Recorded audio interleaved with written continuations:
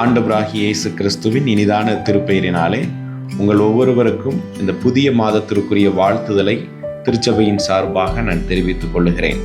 கடந்த 7 மாதங்களை நாம் நிறைவு செய்யவும் புதிய மாதத்திற்குள் நாம் நுழைவதற்கும் ஆண்டவர் ஜீவனையும் சுகத்தையும் பலனையும் நமக்கு தந்திருக்கிறார். உள்ளத்தின் ஆழத்திலிருந்து கடவுளுக்கு நாம் நன்றி செலுத்துவோம். இம்மட்டுமாக நடத்தினவர் இனியும் நம்மை நடத்துவார் என்பதிலே சந்தேகமில்லை.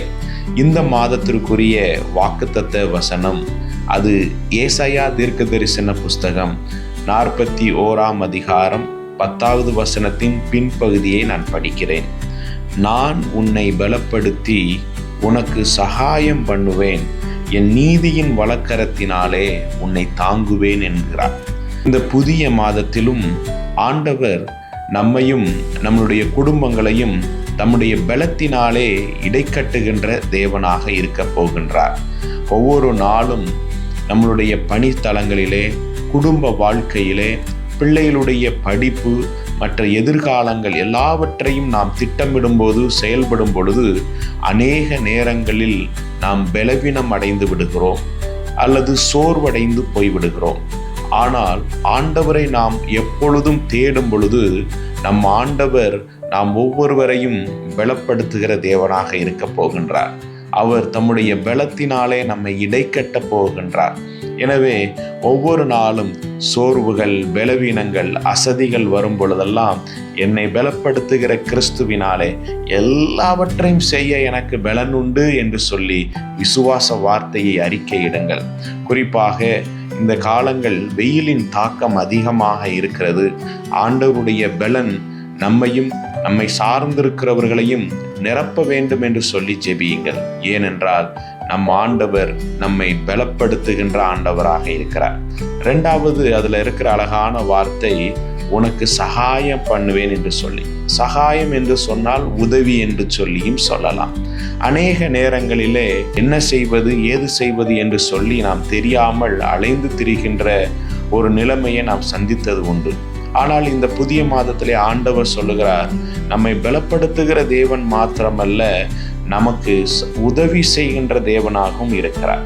எல்லா நேரங்களிலும் நமக்கு உதவி வரும் கண்மலையாகிய கிறிஸ்துவை நோக்கி பார்ப்போம். நம்முடைய குடும்ப தேவைகள், நம்முடைய பணித்தலங்களிலே நமக்கு வேண்டிய கிருபைகள், நம்முடைய பிள்ளைகளுக்கு வேண்டிய கிருபைகளை ஆண்டவர் தரும்படியாக, ஆண்டவரே என்னையும் என் குடும்பத்தையும் என் திருச்சபை ஊழியங்களையும் இம்மட்டுமாய் நீர் வழிநடத்தினீர், இனியும் உம்முடைய வலக்கரத்தினாலே எங்களை வழிநடத்தும் ஆண்டவரே என்று சொல்லி ஒவ்வொரு நாளும் ஆண்டவர் சமூகத்தில் உதவியை கேட்கும் பொழுது நிச்சயம் ஆண்டவர் உதவி செய்கின்ற தேவனாகவும் உங்களோடு கூட இடைப்படுவார். 3வது அதில் இருக்கிற வார்த்தை நீதியின் வலக்கரத்தினாலே உன்னை தாங்குவேன் என்று சொல்லி. நம்மை இந்த புதிய மாதத்திலே ஆண்டவர் தாங்குவாராக. உங்களுடைய பிள்ளைகளை ஆண்டவர் தாங்கிக் கொள்வாராக. நீங்கள் எங்கே பிரயாணப்பட்டு போனாலும் வந்தாலும் நீதியின் வலக்கரத்தினாலே ஆண்டவர் உங்களை தாங்கிக் கொள்வாராக. இந்த வார்த்தையை ஒவ்வொரு நாளும் நாம் ஜெபிக்கும் பொழுது சொல்லி ஆண்டவர் தருகின்ற பலனையும், ஆண்டவர் தருகின்ற உதவியையும், ஆண்டவர் நம்மை பாதுகாத்து பராமரிக்கிற நீதியின் வலக்கரத்தையும் நம்முடைய வாழ்விலே உணர்வோம். நிச்சயம் ஆண்டவர் நம்மையும் நம்முடைய பிள்ளைகளையும் நம்முடைய திருச்சபை ஊழியங்களையும் ஆண்டவர் தம்முடைய நீதியின் வலக்கரத்தினாலே தாங்கிக் கொண்டு பலப்படுத்தி உதவி செய்து நம்மை வழிநடத்துவாராக. இம்மட்டுமாக வழிநடத்தி வந்த ஆண்டவர் இந்த புதிய மாதத்திலும் உங்களையும், நீங்கள் செய்கின்ற பணிகளையும், உங்கள் பிள்ளைகளையும் ஆண்டவர் நீதியின் வலக்கரத்தினாலே தாங்கி வழிநடத்துவாராக.